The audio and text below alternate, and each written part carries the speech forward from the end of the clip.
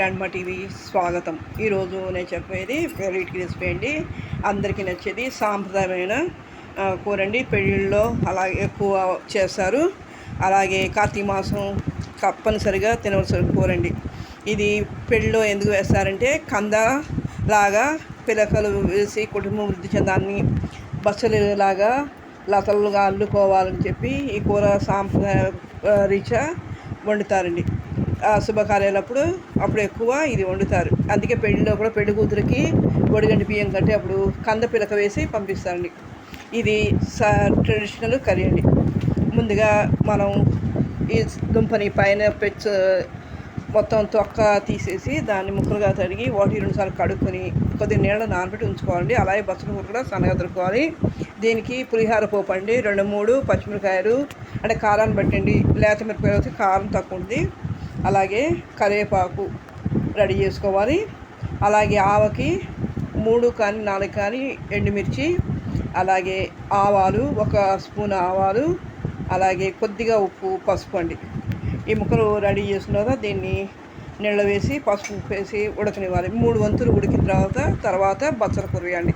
ఎందుకంటే ఆకు కాబట్టి తొందరగా ఉడికిపోతుంది. ఇది ఉడికిన తర్వాత దీన్ని స్టాండ్ వేసి చల్లారనివ్వాలి. మొత్తం నీళ్ళంతా పోయిన తర్వాత మనం తర్వాత అదే బాండిలో మళ్ళీ నూనె వేసుకొని 2 స్పూన్లు, దీనికి ఆయిల్ కూడా ఎక్కువ పడుతుంది కానీ హెల్త్ రీత్యా కూడా బచ్చల కూర చాలా మంచిది. అలాగే కంద కూడా చాలా మంచిదండి. ఆరోగ్య రీత్యా కూడా చాలా చాలా మంచిది. ఇది మీరు ఒకసారి ట్రై చేయండి. కొత్తగా నేర్చుకున్న వాళ్ళు కూడా ఇది ట్రై చేయొచ్చండి. జాబ్ హోల్డర్స్ కూడా, ఎందుకంటే ఇది రెడీ చేసుకుంటే కందది రెడీ చేసుకుంటే వెంటనే అయిపోయి కూరండి, సింపుల్గా అయిపోతుంది. కాకపోతే కుక్కర్లో కంటే కూడా విడిగానే చేసుకుంటే చాలా చాలా బాగుంటుందండి. ఇలా ఉడికిన తర్వాత ఈ స్టాండ్ వేస్తే తర్వాత మనం బాండి పెట్టుకుని 2 స్పూన్ల ఆయిల్ వేసుకుని శనగపప్పు, మినపప్పు అంటే మనకి పోపు ఎక్కువ కావాలి కొద్దిగా ఎక్కువ వేసుకోవచ్చండి.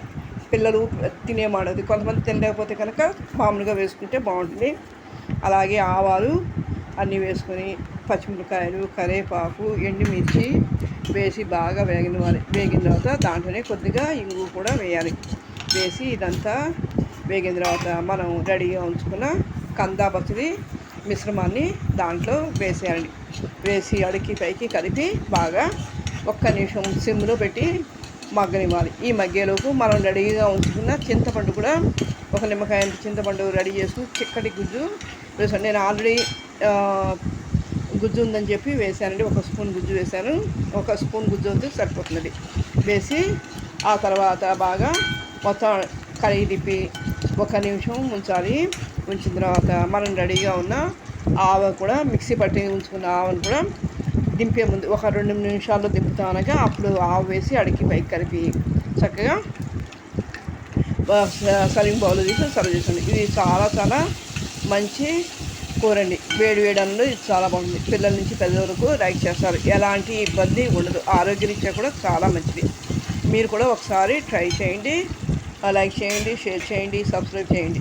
వ్యూస్ చూస్తున్నారు కానీ సబ్స్క్రైబ్ చేయడం మర్చిపోండి. తప్పకుండా సబ్స్క్రైబ్ చేయండి. చూసారు కదా, ఇలా పోపు వేయించుకోవాలి. మనకి పోపు కావాలి సేమ్ పులిహార పోపు అండి. ఇది చాలా చాలా బాగుంటుంది. టేస్ట్ కూడా చాలా బాగుంటుంది. ఒక్కసారి తిన్నాను మళ్ళీ చేసుకొని తినాలి. దీనిగా బాగుంటుంది.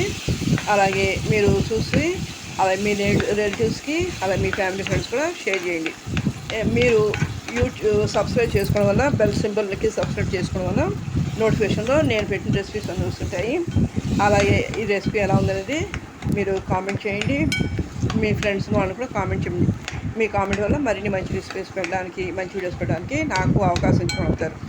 మీరు తప్పకుండా ఇది ట్రై చేయండి. ఎందుకంటే కొత్తగా నేర్చుకున్న వాళ్ళు కూడా ఈజీగా సింపుల్గా అర్థమయ్యే రీతిలో నేను రెడీ చేశానండి రెసిపీని. మీరు కూడా ఒకసారి చూసి ట్రై చేయండి. అలాగే జాబ్ హోల్డర్స్ కూడా ఇది బాగా యూజ్ అవుతుందండి. ఈ కర్రీ వండుకుంటే 2 మాటలు కూడా చక్కగా వేసుకోవచ్చు. ఎవరన్నా వచ్చినప్పుడు లేదా ఏదైనా ఫంక్షన్ కూడా ఇది కూర కూడా కలిసి వస్తుందండి. వాడడానికి చాలా కలిసి వస్తుంది. చాలామంది ఎక్కువగా ఫంక్షన్లో ఎక్కువ వాడుతుంటారు. ఆవ కూరని చేస్తారు. ఇది చాలా చాలా బాగుంటుంది. ఆరోగ్యరీత్యా కూడా చాలా మంచిది. బచ్చల కూర తినడం వల్ల మధుమేహ రోగికి, ఫైల్స్ ఉన్న వాళ్ళకి కూడా ఇది ఎంతో యూస్ఫుల్ అండి. కందిపప్పుతో వండుకుంటే బచ్చల కూర చాలా మంచిదండి. అధిక రక్తపోటు అది కూడా ఉండదు. బచ్చల కూర రెగ్యులర్గా వాడుతుండడం వల్ల ఆరోగ్యానికి చాలా మంచిదండి. అలాగే కంద కూడా చాలా మంచిది. కంద వేడి చేసేది కానీ దానికి వేడి చేసే గుణం ఉంది కాబట్టి కంద కూడా తినచ్చు. బంగాళదుంప ఉంటే కూడా కంద చాలా మంచిది. నువ్వేనా రెడీ చేసుకుని ఒక బౌల్ వేసుకుని సర్వ్ చేసుకోండి. మీరు ఎలా ఉందనేది చూసి లైక్ చేయండి, షేర్ చేయండి, సబ్స్క్రైబ్ చేయండి. తప్పకుండా మరిన్ని మంచి వీడియోస్ కోసం నాకు అవకాశం ఉంది. ఓకే, థ్యాంక్ యూ అండి.